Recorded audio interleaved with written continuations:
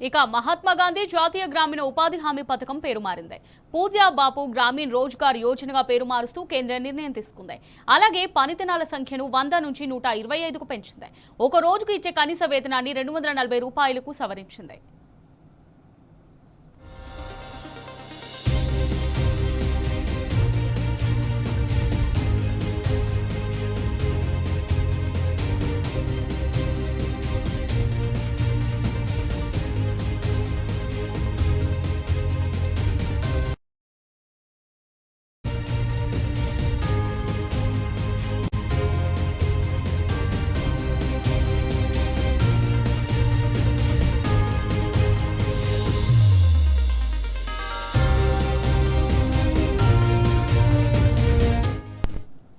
మహాత్మా గాంధీ జాతీయ గ్రామీణ ఉపాధి హామీ పథకం పేరు మారింది.